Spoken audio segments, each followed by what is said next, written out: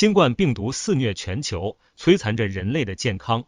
疫苗的出现为全人类带来希望，可以说新冠疫苗是抗击疫情的武器，是挽救生命的良药。可是近期阿斯利康疫苗却由治病救人的良药秒变成了要人性命的毒药，这是怎么回事呢？近期挪威一名医护人员在注射阿斯利康疫苗后出现了凝血症状，后因血栓进入脑血管而死亡。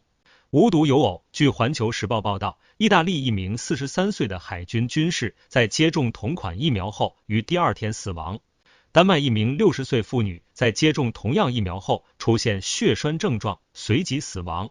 欧洲疫苗一夜之间变成了让人谈之变色的毒药。出现这些情况后，欧盟药品监管局立即出来为疫苗辩护。他们称，阿斯利康疫苗对于新冠的防治益处还是要大于害处的，而且接种者们出现的凝血症状是否与疫苗接种有关也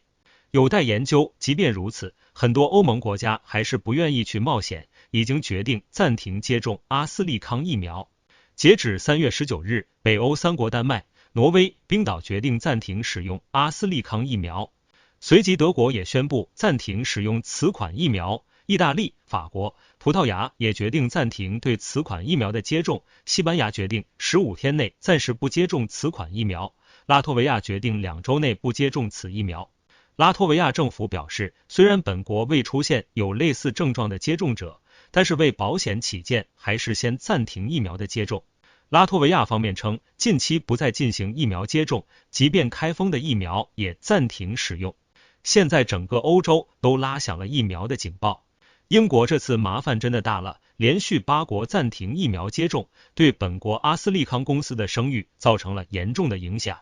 其实早在8国还没有叫停接种之前，阿斯利康疫苗的安全程度就已经让很多国家有所怀疑，因为接种疫苗后，很多人都出现了相同的不良反应，且不良反应也有导致了死亡的例子。虽然很多国家暂时拿不出患者死亡与接种有关的证据，但所有的事实似乎都有了指向性。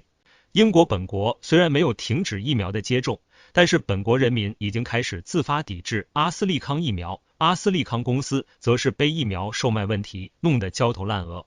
正所谓没有对比就没有伤害，在欧洲被疫苗的抵制闹得焦头烂额的时候，中国的疫苗却受到越来越多人的欢迎。阿根廷的很多人将中国疫苗称为希望的疫苗，阿根廷有关部门称，中国疫苗的接种有效地降低了新冠肺炎的死亡率和住院率，也显著降低了疾病传染风险。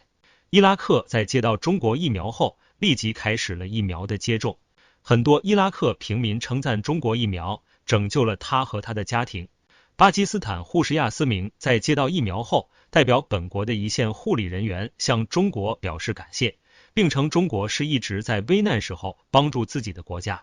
塞尔维亚很多政府官员都已经注射中国的疫苗，并希望通过接种疫苗达到群体免疫的效果。所有的事实都表明，中国疫苗在安全性和有效性上是绝对值得称赞的。欧洲疫苗一夜变成毒苗，欧盟很多国家都相继叫停疫苗接种，让人不得不为身为经济强国联盟的欧盟而叹息。英国疫苗与被其百般诋毁的中国疫苗形成了鲜明的对照，无论安全性还是有效性，中国疫苗都完胜英国方面的疫苗。奉劝欧洲多关心一下本国的疫情，少在攻击他国上下功夫。